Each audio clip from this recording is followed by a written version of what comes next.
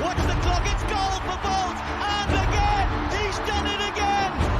Taylor, one last chance to launch a massive one. Oh my goodness me, that is absolutely huge.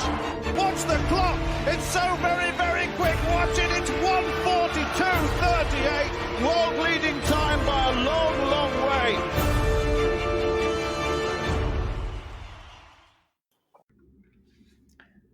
All right. Welcome to the fourth episode of Watch the Clock. I'm Ananth. And I'm Dom. This week it's going to be pretty much all about Paris Diamond League, and a couple of other tidbits here and there. Oh, baby. Just a couple of tidbits. One of our favorites. We're going to talk about doping in the world of track once again. So a couple of updates in the doping world.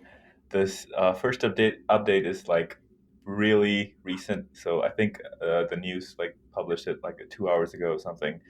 Rihanna Williams, up and coming Jamaican sprint talent, has been tested positive for a banned diuretic, and both her A and B samples tested positive for it. And I think what it was a masking agent. So it was something that allows you to mask the use of anabolic steroids. So that was pretty sad to read about. Oh no, Atto Bolden, what are you going to do? Yeah, Atto Bolden is her coach, for those who don't know. Yeah, that's pretty big, right? Because he's a big advocate for clean sport nowadays. And, yeah, he's always been, because he always harps on Gatlin for no reason, or it seems he just doesn't like Gatlin all that much, and I think that's the reason why. Yes, probably. But yeah, that was wasn't happy to read about that. And I mean, Atto Bolden, I don't think he's got a ban in his time, but he has tested positive for some stimulants, I think. So he's not the cleanest guy out there. but I don't know. I'm not saying that he knew about it, but as a coach, you tend to have some kind of responsibility there. Yeah, right. We're not going to pretend we didn't know about this. Right, exactly. He couldn't not have known about it, unless it's another case of tainted beef. Oh God! All right, we'll get to that. But why don't you go over the Coleman thing that's been in the news? All right. So Christian Coleman has been kind of lazy with getting to drug tests apparently, and he's missed the last 3. As a result of that, he's been handed what was it? I think there's a hearing that's going to happen on the 4th of September, and I think he's trying. So the way it works is that he once you get to three absences, or it's not informing where people where you are, that's as bad as a failed drug test. And I think he intends to contest one of the missed tests at the hearing. Okay. But there has been no sentence handed out yet. Yeah, no sentence handed out for him. So still waiting on that. However, one of our speaking of tainted beef, one of our best boys, Darian Lawson, has officially been handed the 4-year suspension for his doping or testing. I forget what he tested positive for exactly. I think it was trenbolone, or so it was some kind of growth hormone or something so they do give that to cattle in the US at least, to help them grow bigger. So it is not entirely like what he's saying, and what his defense is not entirely unfounded, because it does they do feed cows that and you can have traces of it in your system by eating tainted beef. But from what I read in the hearing thing, they said that he didn't prove without a reasonable doubt that he the source of the trenbolone or whatever was from the beef. So yeah, that it's for a 4-year ban. I was pretty surprised. I thought they would give him 2 years or something like that. 4 years is a long really time. Harsh. Yeah, and that means he's going to miss this year's World Championships, 2020 Olympics, and the next World Championships. And for him being a place where he's in his prime right now, potentially having to come back in his late 20s. I think he'd be around 29 at the time. That's gonna be really tough. I Yeah. mean, that's who knows. It is very tough, especially for a long jumper, right? Like, I mean, we've seen these guys 25, 26. That seems to be the age where they really peak. Yeah, who knows though? Maybe in 4 years, long jump will be like the men's 100, where you can Who be knows, man? 35 years old and still winning. Because nobody's jumping True, over true. 8 meters anymore anyway. Yeah, fair enough. And we mentioned last week about the Japanese jumper who jumped 840, right? Yeah, we did. Yes, Because we did. because Jeff Henderson's no longer in the driver's seat.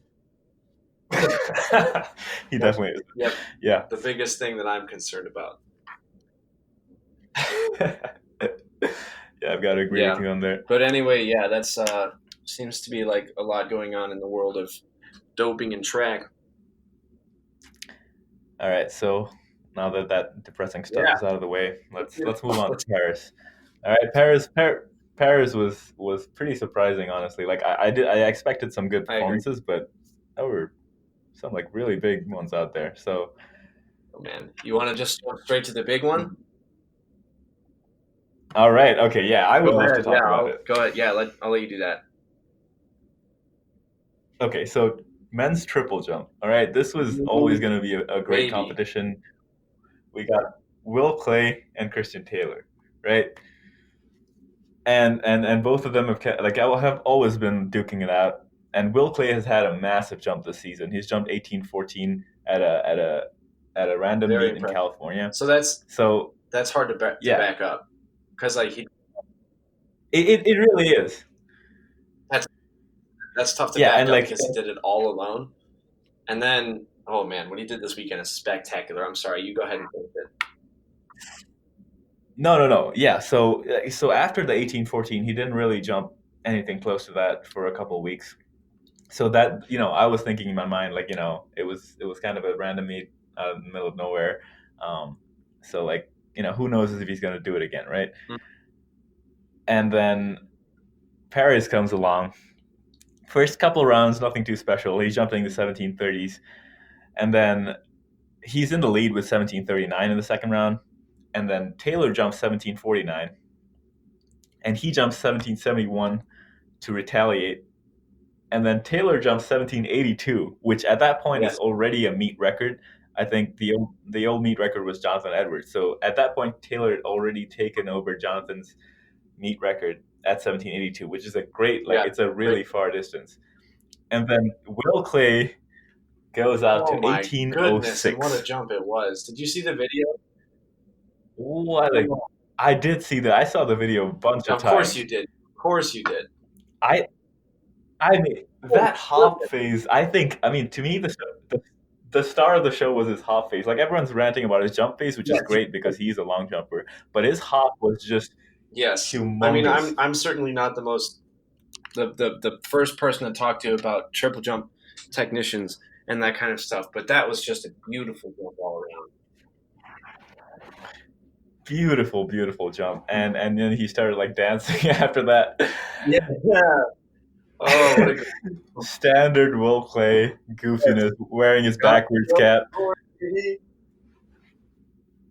God's Will Tour. God's Will Tour. Man, this guy he's really proving that he's the real deal. And yeah, he really is the real deal. Yeah, he is, yeah. Yeah. I mean, we really have to think about whether Christian Taylor can defend his world championship or not.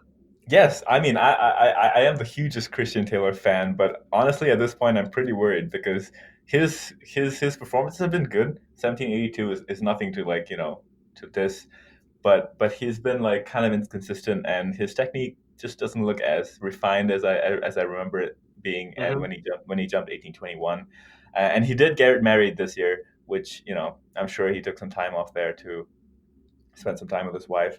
So I'm hoping that we have a real showdown at Worlds and we have like multiple people going over 18 meters. But yeah, it's not. I don't think he's the favorite to win the World Championship. Yes. Yeah. And then rounding out third position at Paris was Omar Craddock with 17:28. And so these three are the three Americans who are going to be at Worlds, and they're sweeping at Paris right now. So I think the U.S. is in good shape overall. Agreed. Also, they are all from University of Florida, which is pretty That's crazy. so incredible. Yeah. Yeah. They all went to the same university. Yeah. But now, so we got to ask the tough questions. I mean, we got to call it right now. Who's going to win the world championship? God, I've constantly been thinking about it. Yep. I need to get you on record saying one way or another. Oh man, you're really putting me on the spot here. Okay, Will Clay. Okay, you heard it here first. Christian Taylor, if you're listening to this, I'm going to bet on you. Okay. So that means that you should. If you're listening to this, that means that I'm a bigger fan of you than Anant is. That's not true at all. I just think that hearing these words from me is gonna light the fire that needs to be lit to make him jump 1830. Yeah. Oh my God. Yeah. I certainly wouldn't be disappointed if we're betting on Will Clay this whole time, and then Christian Taylor turns it around, destroys the whole world, blows everything up, and goes 1830 or 1840 or something like that. Yeah, exactly. That's the thing. See, that's why I bet on Will Clay, because if he wins, then I'm right, and if he doesn't win and Christian Taylor wins, then I wouldn't be sad to be proven wrong there. So that's a really solid move. Yeah, good on you. Yeah. So that's the men's triple jump. Yep. That's hot competition. That's going to be exciting. It's so great. Like the last time that I remember multiple guys going over 18 meters was with Pedro Pablo Picato and Christian Taylor back in 2015, I think it was, and that year ended up being the year that he jumped 18:21. So, if it's any indication that this is going to be a huge year. Oh, it already is a huge year. Whenever anyone can do 18, that's stellar, and he's done it in a meet now.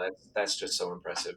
Exactly, and I think Will Clay has admitted that he has trouble sometimes getting the big jumps out overseas, and doing it in Paris is obviously a great confidence booster for him.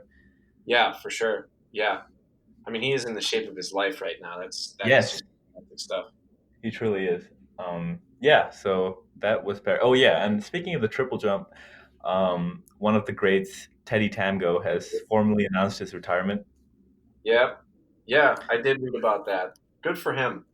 Yeah, I mean he hasn't really been in the circuit, so I kind of assumed that he was retired, but it was a formal announcement from him, and he has been coaching. He has his group that he coaches in France, up and coming triple jumpers, and it was actually, so if you watched the Paris Diamond League video, after one of Christian Taylor's jumps, like Teddy Tamgo was like really animated and giving him some like real like coaching advice, and Christian Taylor was just like nodding his head. And that was like, just a great sight, because I not too long ago they both were like duking it out. That's true. Yeah. And then now it's just nice to see that they have that kind of camaraderie. Yeah, that is nice to see. So we bid adieu to is he still the indoor world record holder? He is, yes, 1796. Yes, indoor world record holder, Teddy Tamgo. We'll never forget that weird thing that he does with his hands. That move, dude, the hitch kick on the last phase. I don't think I've ever seen anyone else do that. Yeah. Yep. Supremely talented triple jumper. For sure. But, yeah. Always. Unfortunately, he was always troubled by injuries. So I hope he has a great coaching career. I'm sure he will. Yeah. I mean, he's a really good technician. He knows what he's doing. Yes, exactly. So anyway, speaking of the God's Will Tour, I don't know if you saw the hurdles race, the men's hurdles race. I did not see it. I saw the results. Okay, so I was watching the video, and they're doing introductions, and I typically skip the introductions, but for whatever reason, I was watching the introductions for the men's hurdles race, and they get to Grant Holloway, and he shows palm to the camera, and it says God's Will. And he points to it. And I'm like, wait a minute. What's he doing with that? Well, I guess Grant Holloway is on the God's Will Tour now. So wow. I'm just going to take this as an opportunity to transition the results of the men's 110 hurdles. Daniel Roberts takes it in 13:08. Pretty solid race from him. Orlando Ortega 13:14. I guess he's still hanging around in there. And then Freddie Crittenden still like having a very impressive year right now. Or he's peaking right when it counts because he keeps having a personal best. So third place for him in 13:17. Grant Holloway ends up in sixth at 13:25. But he was leading that entire race up until about hurdle 8 or 9. And then something got funky with his steps, and he just looked misbalanced over 9 and 10. And so that's what fell behind. But he was literally leading the race at hurdle 8. Okay. Which I don't know if he feels good about that race or not, but in my opinion, he should, because he was leading until very late in the race. Okay. So, like certainly without the stumble that he had at the end of the race there, he could be right down in the 13:08 range with Roberts. So it's good to see the two of them getting back into shape.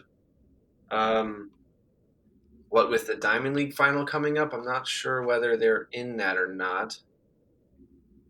Yeah, I think they probably qualify. At least Roberts, I think, qualified because he's run a couple so far. I would think so. So let's check out the events here. Also, I'm gonna do the same thing. Yeah. Put you on the spot and ask you to call it right now for Worlds. Oh no! Call it for World Hurdles. Yes. Ah, don't make me say his name. You're gonna have to say it, man. Okay, so I'm not choosing him, but we always have to include Omar McLeod in the conversation, right? Because whenever I'm so freaking sick of Omar McLeod because every time I pick him, he messes up. And then whenever I don't pick him, he wins the race, right? So I just don't know what to do anymore. And the same thing with Shubenkov. Where the hell was he this weekend? Dude, 1388. 1388. What is that garbage? He's better than oh my god. Dead last, man. Dead freaking last. And it wasn't even close. Yeah. I forget whether he fell or not. I don't even know. But like it's just those two are so frustrating. So I'm just going to stay away from them. My dad really likes Daniel Roberts. He's going to say that. But me personally, I'm a huge fan of Grant Holloway. That man is a freaking athlete, right? Because he can run 8 meters. He can run a 400 in, like, I think his 4x4 split was like a 44 mid or something like that. Yeah. And he can go 13 or 1298 in the hurdles. So I'm going to give it to Grant. Team Adidas. God's Will Tour. Let's do it. That's why there. You know, all right, fair. I'm gonna lock it in. That is confidence right there. I've got confidence in that freaking Holloway. All right, that's a bold prediction. Yep. Well, not that bold, but considering he's a world leader, but it is still bold because it's his first professional year. Yeah. We have no idea like what kind of health he'll be in towards the end of the season. But yeah, I like the confidence. That being said, I mean, I can't imagine how his body is in any kind of shape right now because his season is so long. So damn long. He's been going since we've been going. Right, and also compared to Daniel Roberts, he also has way more events that he participates in. Yeah, that's true. And his workload by now is probably cut down quite a bit. Yeah, that's true. But that being said, he still has to be in competition shape for another month. Right. So that's quite a lot. So hoping that his body and Roberts as well, I hope those guys stay together. Mm-hmm. Yeah, for sure. And then so another thing about the hurdles, Martineau Lagarde, he's been around for a while, and he's not been doing too hot. I know he's like a previous world silver medalist or something like that. Yeah, he's been on the world stage. Yeah, he's been around for a while, so it's good to see him get a season best, 13:24 in front of his home crowd. That must always be nice. Home field advantage. Yeah, true. So yeah, good on him. But that's what I got in the hurdles. Locking it in with Holloway. Locking it in. Sounds good. All right, and then moving on, I think the 200 meters was probably one of the most anticipated events here. Yeah. I mean, This event gets so much media coverage because of the character that Noah Lyles is, and Exactly. he's still backing it up. I mean, 1965 meet record takes down Bolt's meet record, so that's always exciting when that happens. Nobody. It is very exciting. Ramil Guliev, see you later. 20.01. Maybe when you break 20, we'll see what happens. But to be fair to him, 2001 it isn't bad. No, it's not. No, I could not run 20.01. But he still got his ass kicked by Noah Lyles. So Yeah, that's true. That's true. And Noah Lyles had a great race. I mean, he like really had this really strong finish, and just kind of pulled away from the field in the end. Yeah, pulled away from Guliev. Yeah. Then we got Aaron Brown and Alex Quinones in 2013 and 2025. They've also been kind of in a bunch of Olympic finals and world finals. Yeah. I'm a big fan And of then Aaron Brown. yeah, me too. About him is he also recently got engaged. So he's got stuff in his life right now. Not that Congratulations to that's a him. bad thing, but he's a busy man, let's put it that way. Yeah, for sure. But yeah, I mean he's always a pretty solid athlete. I really hope that he can medal at Worlds. Yeah. Which I definitely think that he is a good shot at this point, behind Lyle, Mhm. and he should be around where Guliev is. And then who else do we have in there? I mean, Odaduru hasn't done anything yet, but I mean, rightfully so. Like maybe he's doing the same thing that Roberts and Holloway are doing, where he's just kind of sitting until September when he needs it. Yeah, that makes sense. And Christoph Matter, I can't believe he's still running. Honestly, Dude, I feel like how old is Lemaitre? let me Google that real quick. Yeah. Yeah, he's been around for like ever. He's 29 now. Yeah, his November 1990 is when he was born. So 29. He's been in a bunch of Olympic and world. I think he did win an Olympic World Championships bronze. I think at one of them. All right. 2040 season's best in front of his home crowd. Yeah. I mean, he's still world class. Yeah. But I think I don't think he's going to be a factor, Mhm. if you ask me. No, I agree. I don't know if it'll be too much of a factor. I think there's a lot of other players in the game right now. Yeah, but we've got to give respect to the veteran Christophe Lemaitre. I mean, I don't know. For some reason, I just really like the guy. No, yeah, that's fair. I mean, he's still running fast. Yeah, great lean. Great lean. But yeah. Does Zheng Yixi have enough points to qualify, or did he only run that one race fast? Good question. Actually, I think they did release the list of Diamond League qualifiers.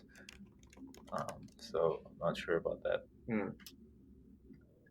But we've got to check that out. I want to clarify. The Diamond League final is split between Zurich and Brussels, correct?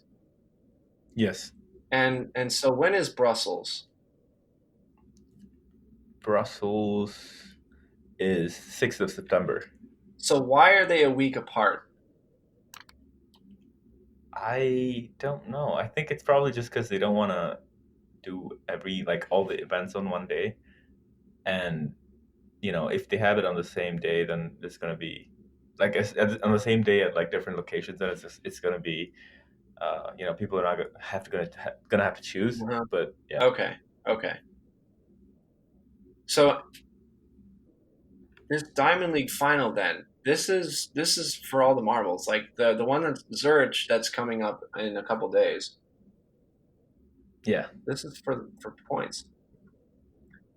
So events to watch out for. We're gonna, oh my gosh, break out the.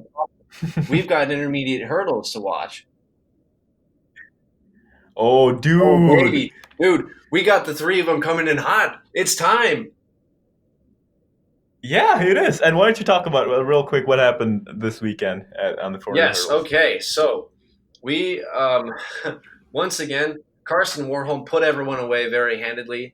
I don't know if you saw the video. His time was a lot faster than he looked during the race because. Yes, I agree. I was surprised by that. Yeah. So he didn't go. He wasn't quite as far ahead as he usually is over the first 100 to 200, and then people were around him at like 300 or so, like within 5 meters or so, and then he just had the strength in the legs to put him away and go 47.2, which is fantastic. I agree. So that was really neat. And then Mr. Valiant from France, goodness gracious, what a race for you. That's probably got to be like a second PR. Let's see what's going on with him. Because he went 48.3. Yeah, that was super impressive in front of home crowd. I mean, home crowd seems to really be doing some things for people. For sure. That's always impressive, yeah. So he only ever broke 49 once, it looks like, as of this year at least. Okay. But still a super impressive time. I mean, 48.3 is really good. Well, it really is, yeah. Yeah, it's still really good. Right. So that was impressive. McMaster coming in third, 48.33. Good to see him getting back into shape because he's been having some kind of rough times. I think he's been around like the 49 high to mid range for most of this season. So seeing him get like sub 48 mid is nice. Yes, definitely. And poor old Yasmani Capello always gets put in the stick, even though he won last week's. Couldn't get it done against a faster field. So fourth place for him, 48.47, but still a season's best. So all things considered, not bad. But like again, Warholm just put him away in the last 100 meters, 47.26, real solid for him. Yeah. So yeah, we got the stuff coming up because yes, we finally have them all together in a race. We got Carson Warholm, and I guess Samba hasn't run enough race. He's not run enough races this year to qualify for the Diamond League final. Yeah, so, never mind. We have 2 out of the 3, but anyway, Rye versus Warholm. Let's do it. I'm ready. We got I am in there as well. We know that he's run fast.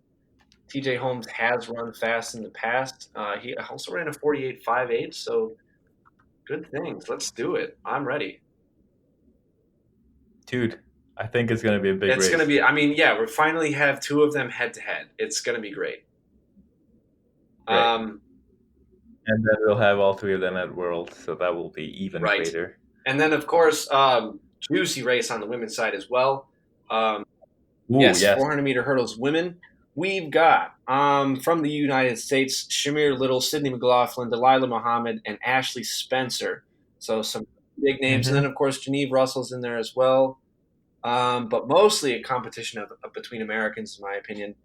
So another direct matchup between Delilah Muhammad and Sydney McLaughlin. Get the popcorn out for this one because you're going to see something. It gets to see some fireworks here. Oh, gosh. This race is just the most exciting thing I'm just so excited. So that's coming up in a couple of days. We're going to be surprise. Ani and I will be broadcasting together on Friday, which is exciting. Visiting Cleveland. And I think we're going to have a little special guest on there as well. I'll keep my lips sealed on that one, but we're going to have a very special guest on Friday. So that'll be exciting. Yes. So, yes, that was the 400-meter hurdles. Moving on to the 15. You want me to get that one or you? You can do the 15, and then I'll get the women's. Okay, sure thing. So the men's 1500. I believe the favorite going into this race was Suleiman. So then Ronald Musagala from Uganda, tying national record. I believe it's his own national record and personal best. 3 minutes, 30 seconds, 0.58. Just ahead of Suleiman in 3 minutes, 30 seconds, 0.66. So solid race between the 2 of them. It's pretty bunched up at the end there. We got the Ingebrigtsens up there, top 3 and 4. But ultimately, Musagala from Uganda taking it out. So good race on his part. Because his final 200 was fantastic. He was well behind Suleiman, who was in the 200. and then had a great kick from Busagala. So that was exciting. Great stuff. Yeah. The Norwegians in third and fourth, are they brothers? They are, yes. Wow, that's amazing. I'm always like so fascinated when I see that. Like you remember the Borley brothers back in the day, Yeah. the 400. Yes, I do. Yes, I do. Yeah. They were both like, and especially like in the 400, and they were like both world class. They would both make finals, and they would both like be in the Belgian 4x4, Yeah, and like come in like third or fourth, which just super impressive. yeah. So same thing for the Ingebrigtsen brothers. I think there's also a third one as well, but these two, Philip and Jacob, are typically the ones who are the most fit out of those three. So that's Got it. that's super cool to see, though. Right. Okay. Yeah, women's triple jump. So this was a very exciting one as well. So we had a couple of big names going in. We had Yulma Rojas. She's by far the favorite this year. She's been jumping great. We had Katuro Orji, national champion, U.S. national champion, and then there was a couple other names. Yanis David, Olga Ripakova was an old name from the past. She I think she's won. Yeah. Yeah, she's won. I think either Olympic gold or silver medal back in her day. So also a name to watch out for. But yeah, Yulima Rojas just stamping her name, 15:05. She's she's been in great shape this season, jumping over 15s consistently. Yep. And Catherine, Ibarguen, I don't know. She really hasn't competed all that much, and she hasn't gone over 15 this season. Rojas is the defending world champion. She did, she surprised the world when she won in 2017. Well, I mean, I guess not. Well, I mean, I think people were thinking that Ibarguen was going to win because she's just so competitive, and they were very close there in the final last year. I mean, 2 years ago. But I think if you ask me this year, for sure, Rojas is the favorite to defend her crown there. And you say that Ibarguen is competitive, and I don't disagree with that. But I also want to point out that Rojas is I believe supremely competitive as well, because if whenever they go head to head, you can just tell that there's a lot of energy. Yes, I agree. Yes, and good things come out of it. I mean, that's why Rojas. Maybe that's not why, but I think that's a contributing factor to why Rojas does so well head to head. Is that she works well under that. But that's just a really cool dynamic that the two of them have. Mm-hmm. But I agree. Yeah, ultimately, it feels like Rojas is the favorite for this year. Yeah, which is crazy, and I honestly think that she still has a lot more left because I mean, just from my layman's, well, not really layman, but like from my perspective as a triple jumper, I think that her technique still has a long way to go. Like, a lot can be cleaned up. I feel like she kind of runs through her step phase a little bit. Yeah. And definitely not as technically strong as Ibarguen. So I think she's, and she is very young still. So I think she has a lot more. Yeah. And, hopefully one day she'll be a threat to the world record. Yes. Can you tell me what the world record is?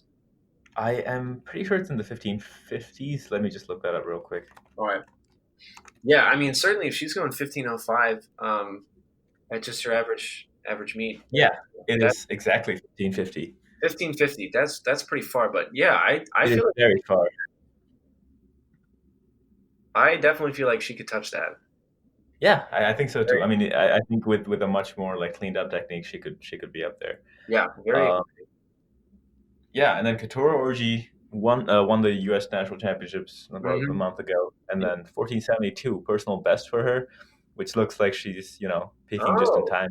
That is impressive to be having the personal best at this point in the season. That's nice. Exactly. That's how you want to be looking. So I think she's definitely a factor going into the World Championships, and I would like I think in the women's triple jump for the U.S. at least, it hasn't been there really haven't been that many people at the world level. Yeah. So I would like to see someone there. Mm-hmm. Yeah. So this is I think this is a good competition because we had 5 jumpers above 1450, and Rojas breaking 15. So that's super.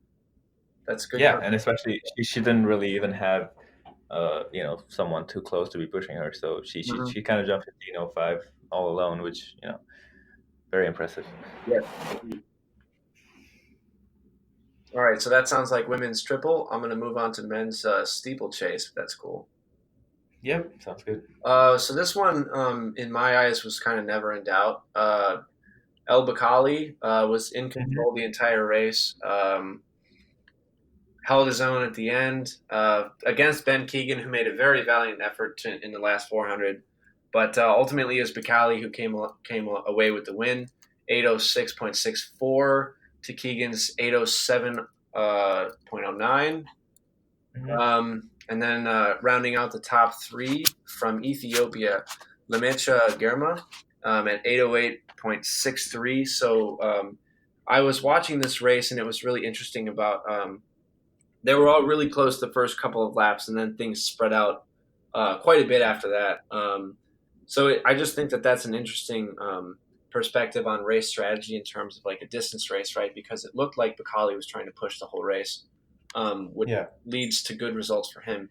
Not the fastest time at 8:06, but still getting the job done with the W. So that's good to see him doing that. And Right. got some serious. He'll be good contender to watch out for the world title. Sounds good. Okay, and then what do we have left? The men's high jump. We didn't really have many of the big names. Gazal wasn't there. Barshim wasn't there. Bondarenko wasn't there. So we had Michael Mason from Canada taking the win with 2:28. Andrei Protsenko from Ukraine. So Bondarenko's teammate there. Yeah. 2:28 as well, equaling his season's best. And then we had Ilya Ivanchuk, also 2:28. So, I mean, from what I've seen in the past Diamond Leagues, 2:28 to 2:30 seems to be where the top of the field is at right now. Yep. That seems to be where it's at. Yeah. And then, that was so 2:28, basically all three of them jumped 2:28, and I think they basically assigned the places based on attempts. Michael Mason cleaned at 2:28. And then missed 3 attempts at 2:30. So that's what got him his. I believe that was his first Diamond League win, which is kind of exciting. But yes, anyway, sure. Yeah. So that was that, and then to round out the men's events, we've got the shot put. Very, very strong competition between Thomas Walsh, Joe Kovacs, and Darlin Romani. Ultimately, Tom Walsh came away with the win at 22:44, setting a meet record and a season best. So that's always neat. So pretty solid. Joe Kovacs in second, 22:11, and Romani in third, 21:56.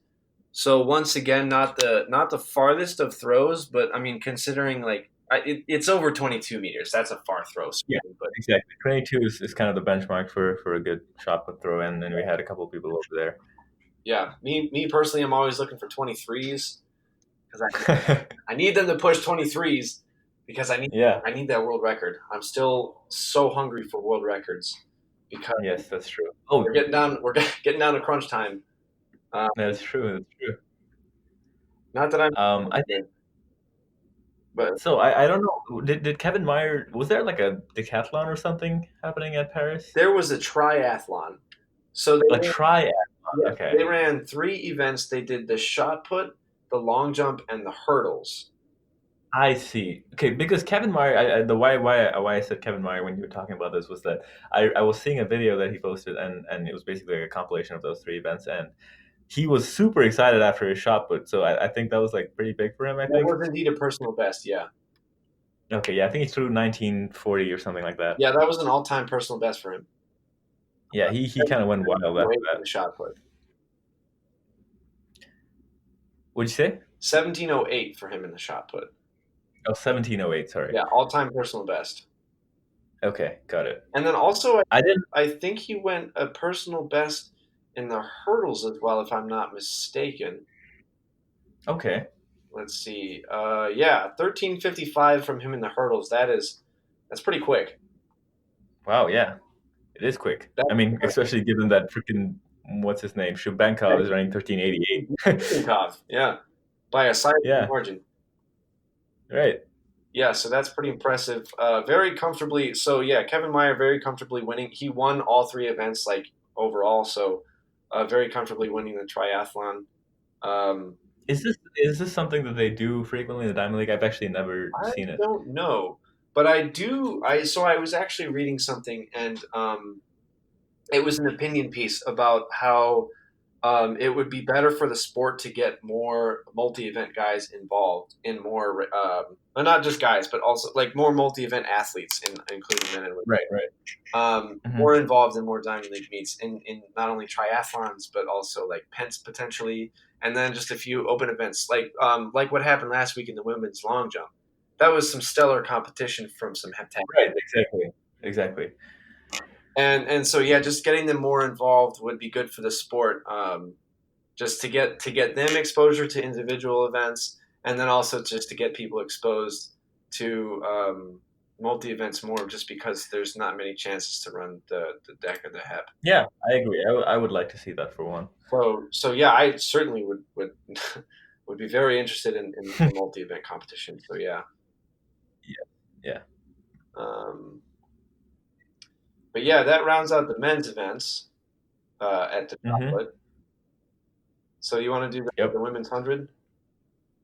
Yeah. So women's 100 had a lot of strong contenders: Elaine Thompson, Talu, Daphne Skippers. Don't say her name. You don't have to say her name. All right. You don't have to pretend. Just like we don't have to pretend that Guliev is going to be a competitor in the 2. You don't have to pretend that Shippers is going to do anything this year either. Don't just. All right. We got Talu. We got the female Guliev. We got Tiana Daniels. And here once again we have the veteran Elaine Thompson showing us how it's done. 10:98. When will it end? Well, I mean, it's not Shelly-Ann Fraser-Pryce. Yeah. But yeah, she's definitely more recent than her at least. Yeah. But yeah, she did go under 11, so that was pretty solid. Yeah. Talu with strong race from her. She was great out the blocks. She was winning that race from the start. Yeah. And then Skippers was third with 11:15. So what do you think? What do you think in the women's 100 meters? What are you looking at World Championship? That's a tough question. I mean, I don't necessarily want you to give me one name, but like, who do you think are like probably your top 2 or top 3 people? Okay. Who you think? So it's exciting. It's exciting to see Talu in the mix again, right? Because yes, that we talked about last week, how she's been struggling so much, and then to see her go 11-1 and get second in a competitive field is really good confidence booster for her, I hope. So she is always one of my favorites. So I hope to see her doing well. And then I mean Shelly-Ann Fraser-Pryce, I don't know if she's lost a race. So there's her, and I know Tiana Daniels is she typically looks pretty good. But I mean, if you twisted my arm to pick, I'd probably go with Shelly-Ann Fraser-Pryce. Okay, yeah, I would have said the same. Yeah. So that's. And I honestly just like want her to win as well, because why not, right? Yeah, why not? Everyone who's old is winning, so yeah, might as. And I did like her a lot when she competed. Yeah, no, definitely nothing specifically against her for sure. I just like to poke fun at the old people as well. Yeah, no, I mean, I would like to see more, young people posting fast times, but yeah, we got one guy eating tainted beef and someone else failing drug tests. So. Yeah, and I believe the reason why I didn't say Elaine Thompson is because she's training specifically for the 2, right? Yeah, I think so. So that's going to be an interesting. Is Miller Weibo is Shawnee Miller Weibo racing the 2 or the 4 at Worlds? She's racing. So yeah, we talked about this last week. She'll be racing the 4 because right. the schedule doesn't fit both of them. Yeah, you did mention that. Or isn't conducive to do both of them. Which Okay. All right. Yeah. So then Elaine Thompson might be my pick for the 2. Interesting. I mean, I would pick Miller Weibo if she was running, but yeah, Elaine Thompson. Elaine Thompson. I think if not for Elaine Thompson, who else is dominant in the two right now? I think Asher Smith is Yeah, really Asher Smith has been having a pretty good season. She had a stellar run at the first half of the season, and then she's kind of tapered off a little bit, but she hasn't necessarily been posting slower times. I think everyone's just been running faster, right. Exactly. which I guess doesn't bode well for her because if she's only staying constant, then she can't win that way. True. But yeah, I mean, she also obviously would be in the mix. Any? Yeah. Do we have any American sprinters? I mean, we've got. Is Jenna Prandini still alive? Oh man. Yeah, she was in the she was in the mix earlier on in the season. Yeah, did she? I think she got like second or third at U.S. Champs, if I'm not incorrect. I'm gonna look that up real quick. Yeah. Because I remember that she was in there. So let's see, women's 2.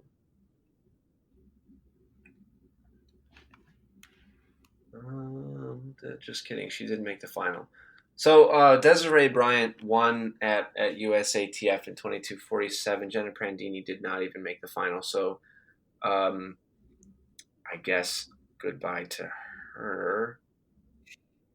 I guess so. Jesus, she didn't even make the semifinal.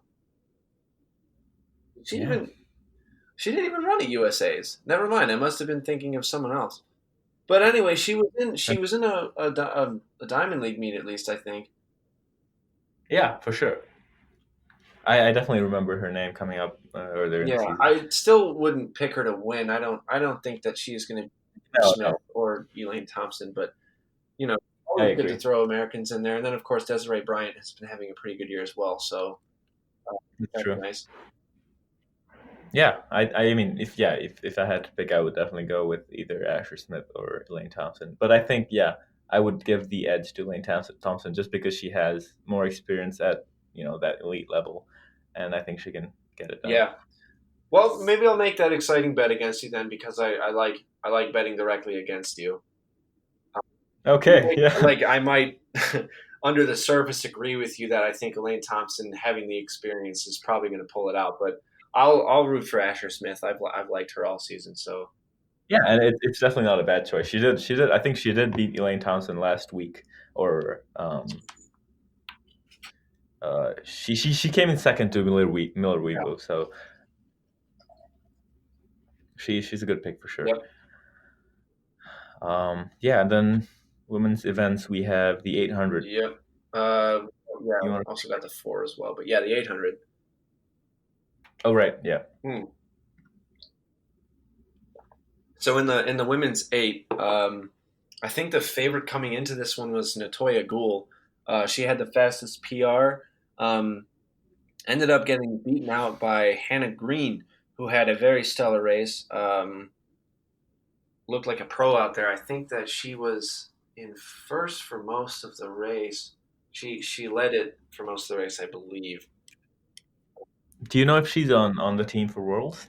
I don't remember, because I know there's at least Raven Rogers and I'm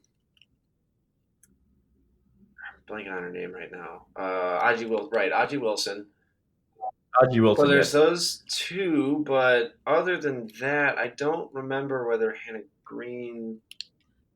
Yes, she did. Yeah, she did make the team. Okay, great. Yeah, so she looks like she's anyway. In good shape. Hannah Green took the win, 158.39 to Gould's 158.59, and then Winnie Nyando from Uganda, 158.83, season best from her. Every time this race comes up, I'm going to mention her name. Caster Semenya is notably present or notably missing, so missing Caster Semenya. But yeah, 158. That's a pretty solid time. So yeah, that'll do for the women's 8. All right, and then you mentioned I think I skipped over the 400. Yeah, so we had Phyllis Francis, most notably in the field, defending Olympic world champion. Yeah. Okay. defending world champion Phyllis Francis. That's right. And then Shakima Wembley, Kendall Ellis, Stephanie Ann McPherson. But yeah, Stephanie Ann McPherson took the win with 51.11. Not the fastest of Yeah. times, but got the job Yes. done. Pretty disappointing from Phyllis Francis with 51.56. I'm not really sure what kind of shape she's in this season. Yeah, she hasn't looked the best. But yeah, maybe she's still waiting to peak for Worlds. Yeah, I would hope. But McPherson, for Fantasy League, I made a surprise pick on her and she paid off, which was very nice. Interesting. I was trying to What figure would out. be for that? There was one last person that I was trying to fit on the team, and so I didn't have any more Americans left to take because I had taken Christian Taylor and Noah Lyles at that point. Yeah, makes So then sense. Stephanie Ann McPherson I figured could be a nice little dark horse, and that one ended up paying off for me, so that was nice. Yeah, for sure. Uh, And then Kendall Ellis was second with 51.21, and Shakima Wembley with 51.50. And yeah, as I mentioned, Phyllis Francis was fourth with 51.56, hoping that she is able to get back and try to defend her title. But I honestly think that's going to be tough with Shawnee Miller-Weibo, especially given that she strictly decided to focus on the 400. She's going to be really tough to beat. Yeah, Miller-Weibo is in shape right now. She's in great shape. Yeah, and I think, I'm pretty sure everyone remembers this, but she did set the 300-meter world record. Oh, is earlier in that the season. what term did you just use? World best. No, I think the term that you used was world record. All right. It's not it wasn't my call, all right? No, that one I can't argue with. I really. Right. And I did give you the mile. Well, the mile is more sensible than the 3. Yes, that's true.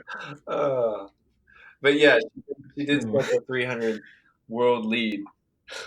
Or world best, I should say. Yeah. World best, yeah. So yeah, she's probably the favorite there. And then women's pole vault and discus were the last 2 events, I think. Women's pole vault was pretty surprising actually, because in my mind I thought. No, sorry, go ahead. Sorry. Yeah, for me, I think this season Sandy Morris has been the pretty outright favorite. She's won a lot of the Diamond League meets and USA Nationals as well. I think she jumped like 485 there in the rain. So, definitely in very good shape this season. And Stefanidi also has been up there. So I honestly thought it was going to be one of them. But Alicia Newman from Canada, personal best national record, 482. Breaking her own national record. That's always exciting. Yeah, very exciting.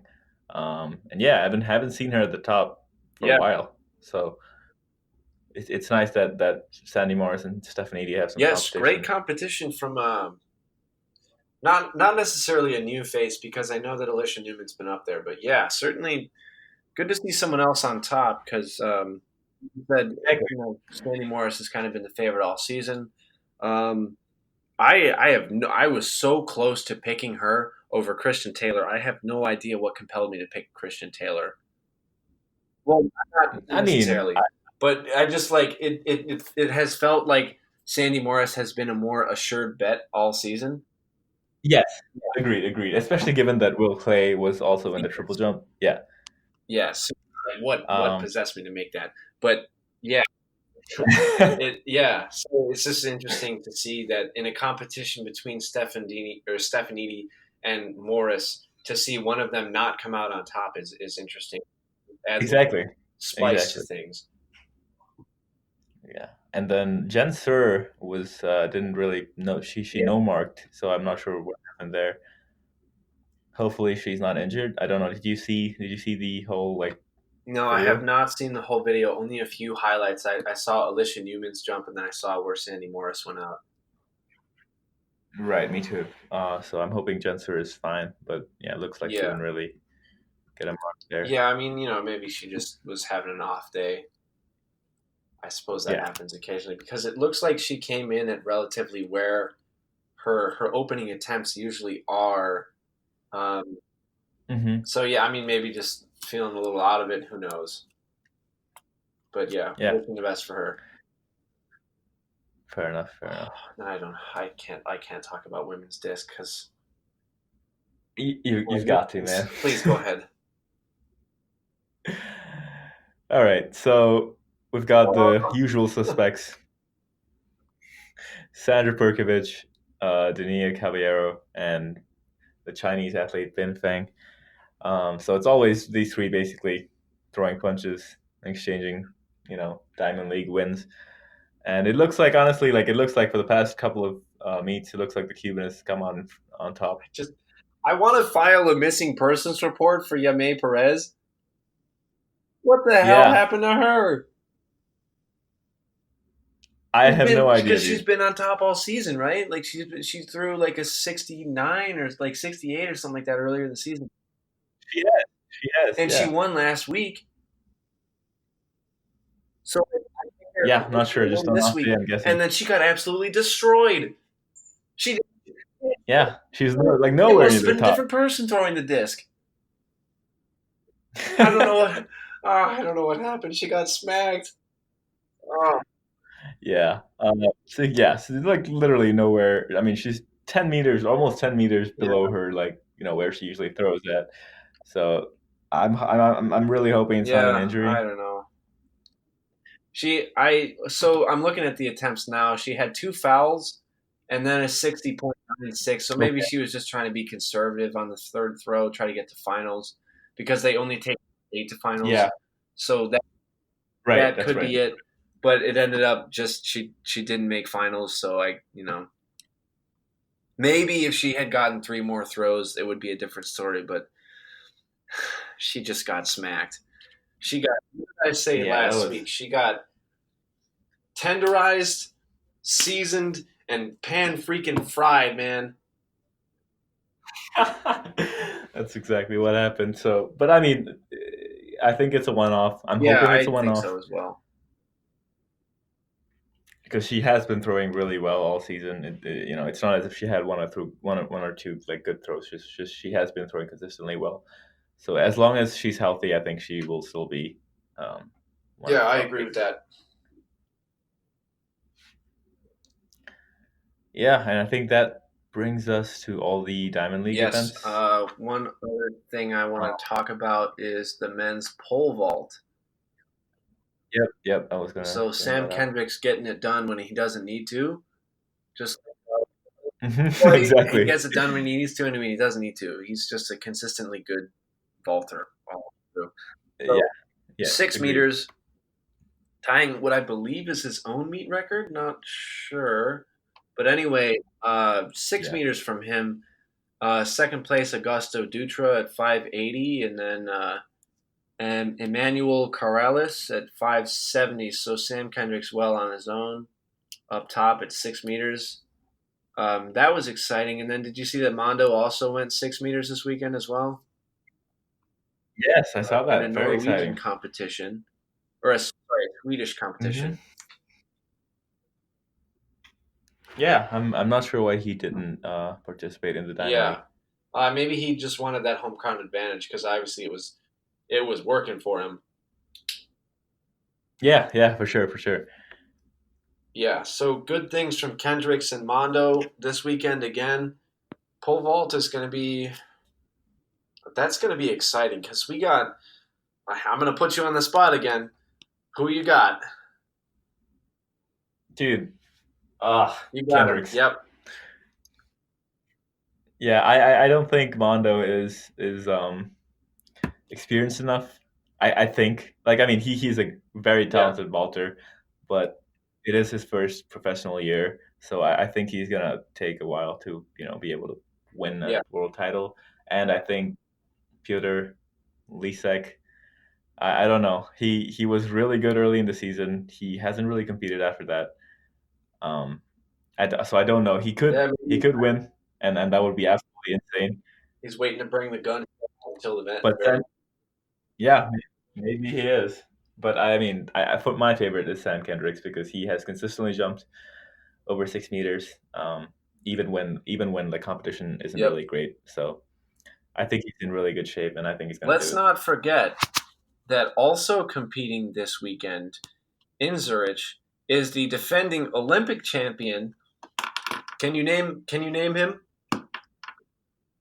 Thiago Braz, Thiago Braz, Olympic gold medalist.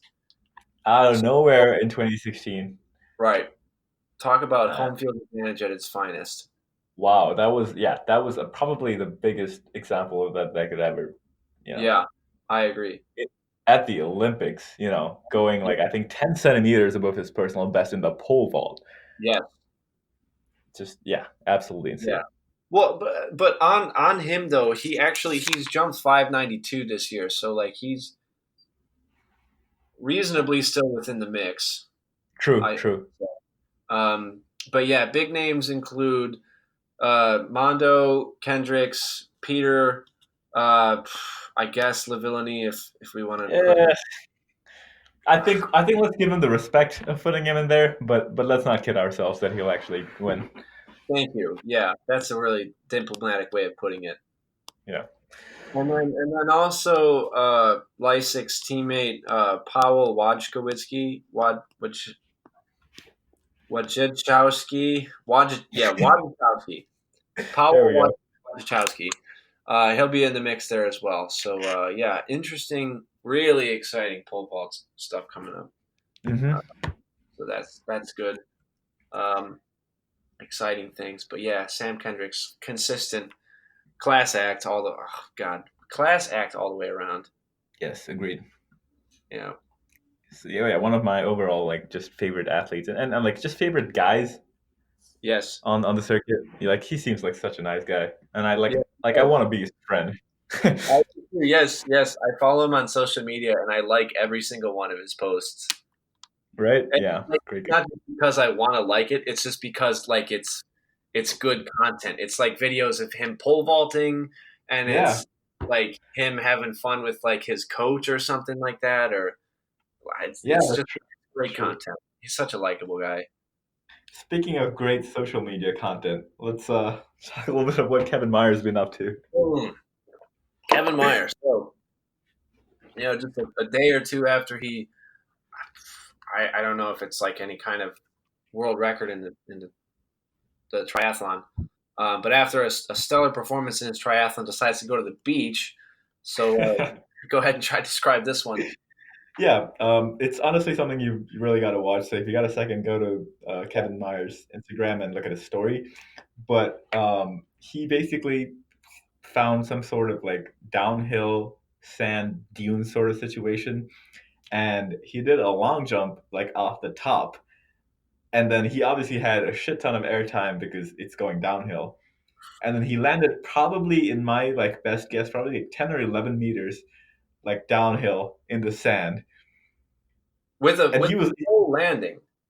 It was like proper long jump technique all throughout. Like the takeoff was like a long jump takeoff. His in air mechanics was like a long jump flight mechanics, and then he had and he had like an extension in the landing, like a full long jump basically, and he probably flew like 10 or 11 meters.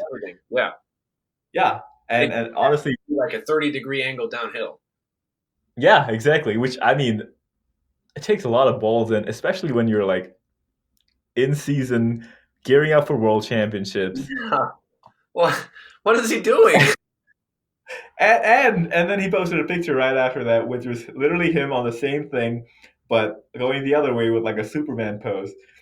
And I'm not even sure how he landed that one. I'm curious to know how he landed it. Like front flipped over it or something.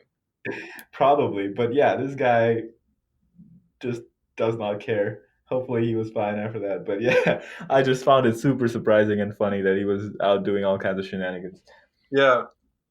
Yeah, and yet he pulled out of the deck earlier this season because his knee was having a boo-boo. Right? I don't know. Yeah, whatever, though. Yeah. Anyway, though, who am I to judge? He's one of the best athletes in the world. He's arguably the best athlete in the world, so. Yes, arguably. Well, no, not I. He is the decathlon world record holder. He is in my opinion, the best athlete in the world because he holds that title. Yeah, and I think that title of best athlete in the world is also pretty justified when you hold the world record for the decathlon. Yeah. So that being said, if you happen to be a world champion in the decath and you've just done a triathlon, turns out that you are able to go to the beach a couple days after and have some fun. Yeah. Because honestly, it did look like a lot of fun. So yeah, Dude, I like when I saw that, I was like, "Damn, I want to do this." yeah, right. Like yeah, Like that's like the closest thing I'm ever gonna feel to jumping like 9 meters. Either that or get like the two of us on a box or something. Yeah. Right. Yeah. We either need a steep incline or a box. Or like a trampoline or something. Yeah, full on track. Oh man, yeah, Whoa. we should get a trampoline. Dude, after your season's over, we're gonna like go to trampoline park and just Yes, ball out. I'm ready. Sounds good. Yeah, dude, we'll play dodgeball or something. Your ass is grass. Yeah, that's true. It is. My reflexes suck. Yeah, you remember when we went through that phase where it would scare you all the time? Oh yeah. Yeah, you better freaking watch yourself this weekend. Dude, I feel like my reflexes are all gone because I've not been expecting it. So I've got to Well, be on edge. consider this your warning. Oh God. All right. Oh, yeah, anyway, I think that's all I've got for this episode. Me There's too. a special episode coming up Friday. Don't miss it. Yes, don't miss it. You will be pleasantly surprised by our special guest there. Special guest incoming. Very exciting stuff. All right. So this has been Watch the Clock. I'm Ananth. I'm Dom. See you soon.